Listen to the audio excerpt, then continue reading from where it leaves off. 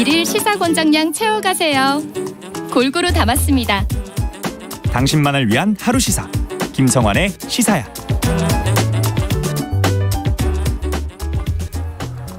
지난 18일이었었죠. 보육원 출신 새내기 대학생이 극단적인 선택을 했다는 안타까운 소식이 전해졌는데요. 그런데 엿새 만에 보육원 출신 학생이 세상을 등지는 사건이 또 발생했습니다. 한 해 평균 2,500여 명이 보육원을 나오지만 홀로서기 과정에서 어려움을 겪는 경우가 많다고 하는데요. 이 계속되는 비극을 막기 위해서는 어떤 대책이 필요할지 보육원 출신이자 자립준비 청년을 지원하고 있는 허진이 아름다운 재단 18 어른 캠페이너 연결해서 얘기 나눠보도록 하겠습니다. 안녕하십니까? 네, 안녕하세요. 예, 지금 제가 이 발음이 정확했는지 모르겠는데요. 18 어른 캠페이너 이렇게 제가 지금 직함을 소개해드렸거든요. 네네. 지금 어떤 활동을 하고 계시는지 짧게 설명을 좀 해주시면 어떨까요?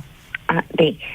일단 18 어른이라는 것은요, 저희가 이제 18살에 보육원을 퇴소해서 이제 사회에서 이제 어른으로서 살아가야 한다라는 그런 상황을 저희가 18 어른이라고 표현을 하고 있고요. 예. 저는 현재 아름다운 재단에서 18 어른, 즉 자립준비 청년 당사자 캠페인을 네. 캠페이너 활동을 하면서 하고 있는 허진이입니다. 자립준비 청년들을 좀 도울 수 있도록 하는, 또 현재 처지가 어떤지, 상황이 어떤지를 좀 알리는 작업을 하고 계신다고 이해해도 되는 거죠? 네, 당사자분, 대중분들에게 알리는 활동을 하고 있습니다.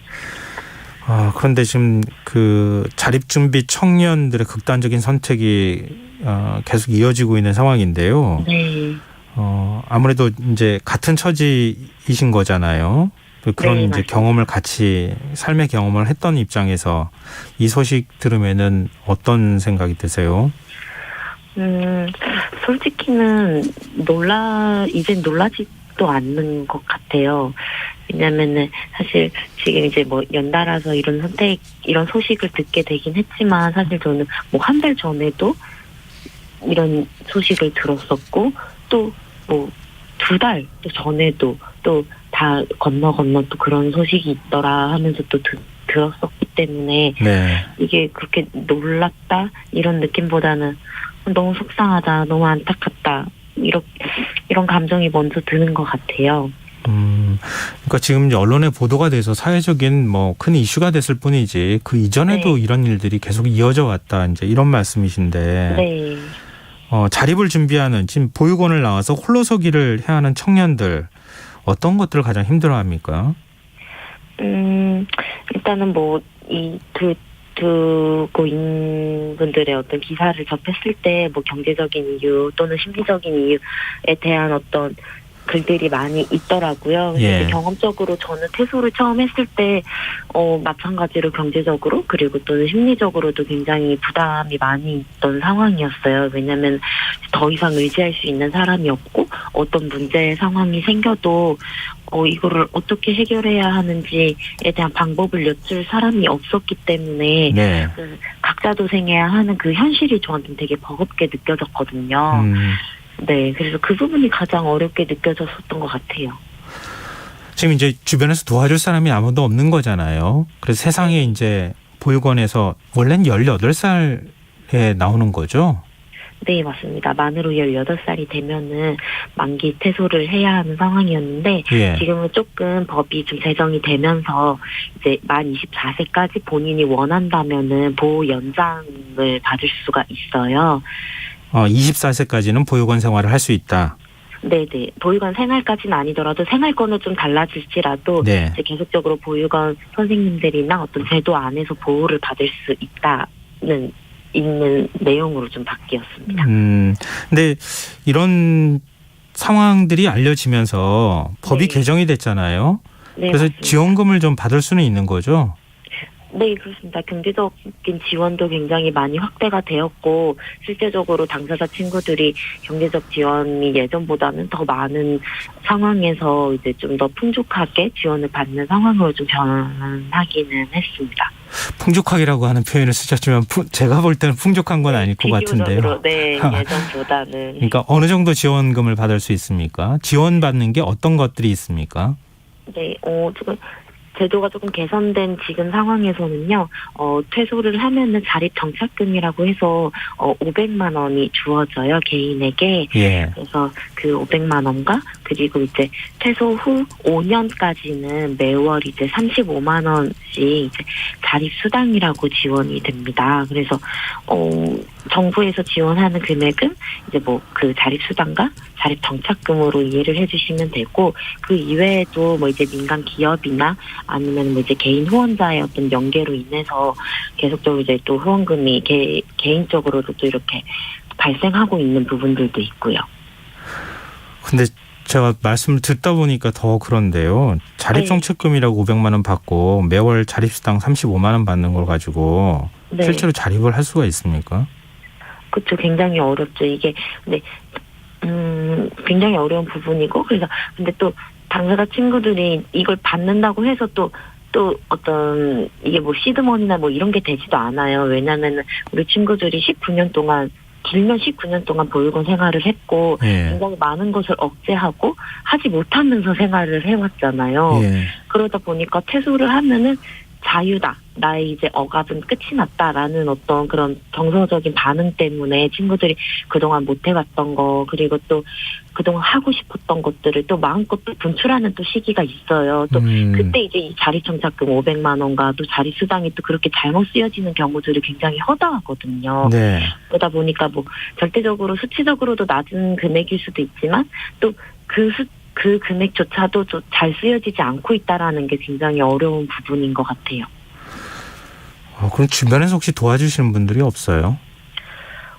사실 이건 굉장히 개인적인 영역인 것 같아요. 저 같은 경우는 이제 지금 퇴소한 지 7년이 되었지만 제가 퇴소할 시점에는 저는 또 운이 좋게도 개인 후원자분이 또 계셨어요. 그래서 이제 그 개인 후원자분이 항상 좀 이렇게 식사도 좀 이렇게 챙겨주시고 또 가끔 용돈도 챙겨주시고 했었거든요. 근데 이제 같은 보육원 친구들이 저는 한 100명 정도가 있었지만 저는 굉장히 특수한 케이스였거든요. 네. 그런 개인 후원자분이 계신 경우는 정말 손에 꼽았거든요. 그래서 네. 저는 굉장히 그런 상황이었어요. 지금 그 극단적인 선택을 한 것으로 알려지고 있는 광주의 한 대학생, 네. 등록금과 기숙사비 내고 난 뒤에 돈이 없어서 금전적인 문제를 고민했다, 이렇게 지금 전해지고 있거든요. 네네. 혹시 구체적인 상황에 대해서 얘기를 전해드리신 게 있으세요? 아니요, 저도 구체적인 상황에 대한 이야기는 잘 모르고요. 예. 다만 이제 그 내용적인 기사의 내용을 봤을 때, 등록금과 기숙사비를 내고 나서 왜 돈이 없었을까라는 의문이 생기긴 하더라고요. 왜냐하면 실제로 저희 당사자 친구들, 저도 그랬고, 이제 대학교를 다니는 친구들을 보면은 정부에서 지원하는 등록금이 또 있거든요. 네. 그리고 또 기숙사비 같은 경우도 민간 기업에서 또 이렇게 장학금 지원을 받다 보면은 사실 조금 해결이 될 수 있는 부분인데, 사실 저는 이 친구가, 이 고인이 되신 분이 왜 돈이 없었을까? 정말 돈이 없었을까? 이런 느낌, 이런 어떤 의문보다는 왜 이런 정보들이, 다양한 자립 지원들이 왜 이분에게는 닿지 않았을까? 라는 어떤 안타까움이 들더라고요. 지금 지자체별로 정착지원금이 액수가 좀 다릅니까?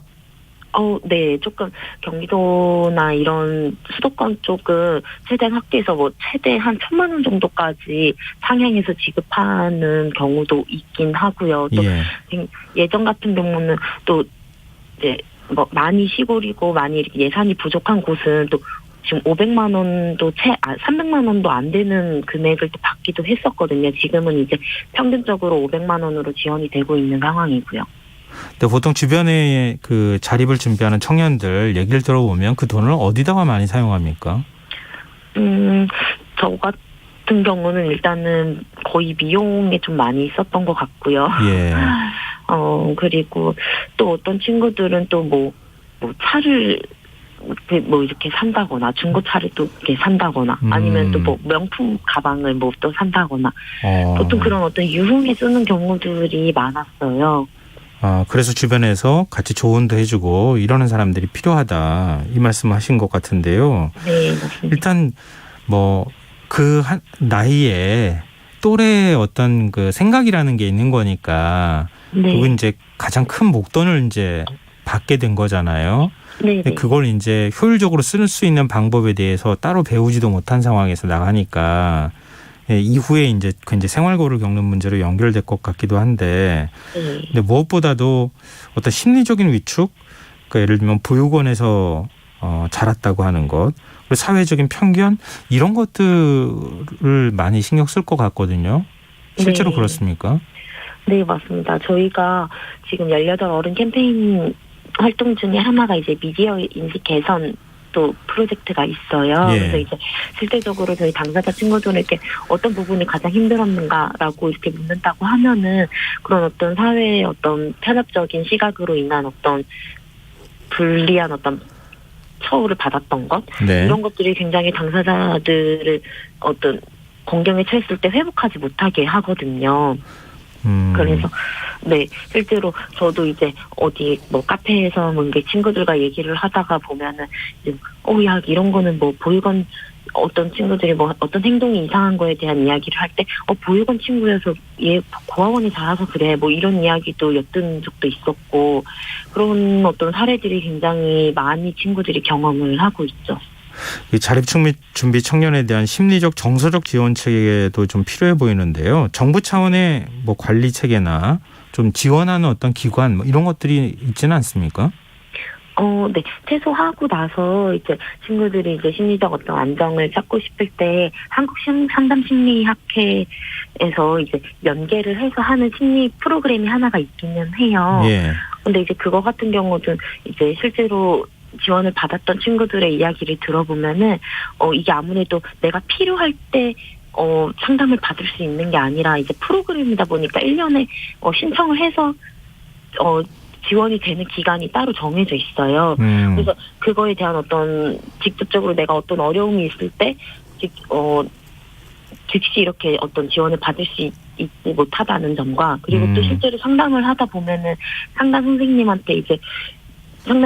이제 자립준비 청년에 대한 이해가 부족하시다 보니까 네. 내가 태어날 때부터 어떻게 살아왔는지에 대한 설명을 구구절절해야 되는 상황이 많이 발생을 한다고 해요. 그래서 상담조차도 굉장히 어려운 경험이다, 필요한 어떤 경험이다라고 또 느끼는 친구들이 많이 있더라고요. 그래서 실제로 그런 어려움이 있기는 해요. 그러면요 마지막으로 네. 우리 사회 제도적인 부분, 법도 사실 뭐 고쳐야 할 부분이 있다면 고쳐야 될 필요가 있을 텐데요. 어떤 네. 것들 좀 바꿔야 한다고 보십니까?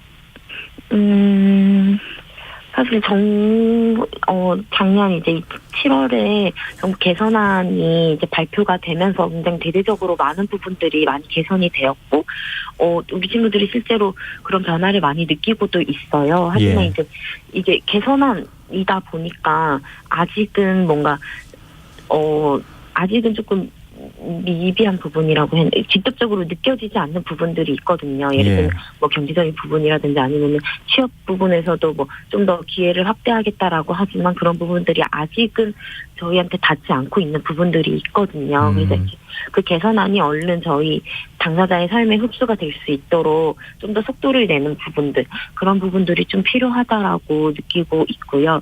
그리고 또 무엇보다 저희 당사자 친구 아까 언급을 한번 하긴 했지만 굉장히 많은 자립 자원 어떤 인프라들이 많이 마련이 되어 있어요. 하지만 그게 속속히 이제 당사자 친구들한테 닿지 않고 있는 부분들이 분명히 있거든요. 네네. 그래서 우리 구인 되신 분도 결국은 이런 정보들이 닿지 않아서 몰라서 어쩌면 더 힘들었던 부분들이 있었을 거란 또 생각을 해요. 그래서 그런 것들이 이제 모든 당사자들에게 공평하게 그런 자립 자원 인프라들이 다 뻗어나갈 수 있게 그런 어떤 관계망이라든지 그런 네트워크를 형성하는 거 그런 것들이 굉장히 좀 빨리 마련이 되어야 하는 부분이다라는 생각을 하고 있습니다. 네.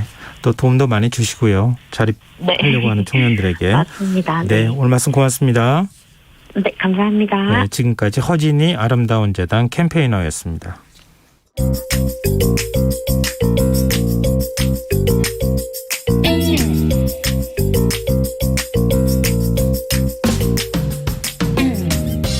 복잡한 정책부터 실물 경제와 투자까지 눈여겨봐야 할 경제 이슈를 깊이 있게 살펴보는 시간입니다. 경제일기 김치영 경제전문기자,